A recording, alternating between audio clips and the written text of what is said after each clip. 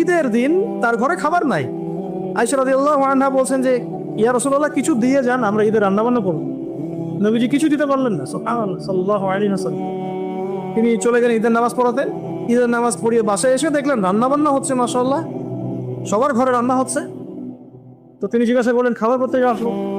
তখন তার স্ত্রীরা বললেন, আম্মা জান যারা ছিলেন রাদিয়াল্লাহু আনহা, আয়েশা রাদিয়াল্লাহু আনহা সম্ভবত বলেছেন যে, আপনি যখন চলে গিয়েছেন তখন উসমান বিন আফফান রাদিয়াল্লাহু আনহু তিনি প্রত্যেক স্ত্রীর ঘরে একটা করে উট পাঠিয়েছে খাবার। আপনারা ব্যবসায়ীরা উসমান রাদিয়াল্লাহু আনহুর মতো হয়ে যান এবং দিনের জন্য আপনাদের এই অর্থ বিত্ত যা আছে ঢেলে দেন ইনশাআল্লাহ।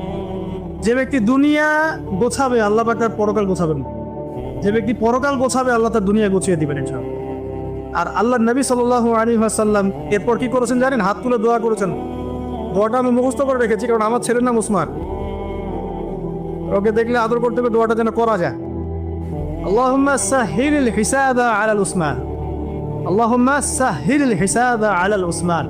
আল্লাহ, তুমি উসমান রাদিয়াল্লাহু আনহুর একদম সহজ হিসেব নিয়ে নেও। এই জন্য উসমান রাদিয়াল্লাহু আনহু হিসেব হবে 3 নাম্বার। প্রথমে আবু বকর সিদ্দিক, তারপর ওমর ইবনে খাত্তাব, তারপর উসমান ইবনে আফফান, এবং তিনি যাবেন, বের হয়ে চলে আসবেন। হিসাব সহজ নাই। ওই যে দোয়া নবী সাল্লাল্লাহু আলাইহি ওয়াসাল্লাম করেছেন, একদিনের আমল। এরকম লাইফ ছিল তার। নবী সাল্লাল্লাহু আলাইহি ওয়াসাল্লাম নিজে করে দেখাতেন, খালি বলেননি দান করো। আর আমরা মাশাআল্লাহ ওয়াজ মাহফিলে এসে দেখি যে দান উঠাচ্ছে। ঈদের দিন তার ঘরে খাবার নাই। আয়েশা রাদিয়াল্লাহু আনহা বলছেন যে, ইয়া রাসূলুল্লাহ, কিছু দিয়ে যান, আমরা ঈদের রান্না বান্না করব। নবীজি কিছু দিতে পারলেন না। সুবহানাল্লাহ, সাল্লাল্লাহু আলাইহি ওয়াসাল্লাম। তিনি চলে গেলেন ঈদের নামাজ পড়াতে। ঈদের নামাজ পড়িয়ে বাসায় এসে দেখলেন রান্না বান্না হচ্ছে, মাশাআল্লাহ, সবার ঘরে রান্না হচ্ছে। তো তিনি জিজ্ঞাসা করলেন, খাবার করতে আসলো?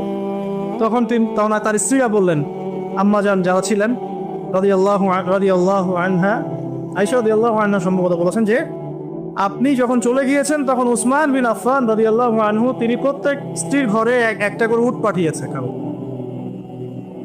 আপনারা ব্যবসায়ীরা উসমান রাদিয়াল্লাহু আনহুর মতো হয়ে যান এবং দিনের জন্য আপনাদের এই অর্থ বিত্ত যা আছে ঢেলে দেন ইনশাআল্লাহ। যে ব্যক্তি দুনিয়া গোছাবে, আল্লাহ পাক তার পরকাল গোছাবেন।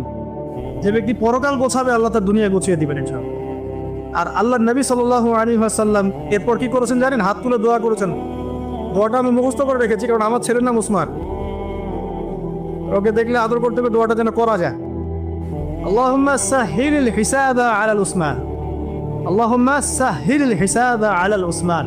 আল্লাহ, তুমি উসমান রাদিয়াল্লাহু আনহুর একদম সহজ হিসেব নিয়ে নেও। এই জন্য উসমান রাদিয়াল্লাহু আনহু হিসেব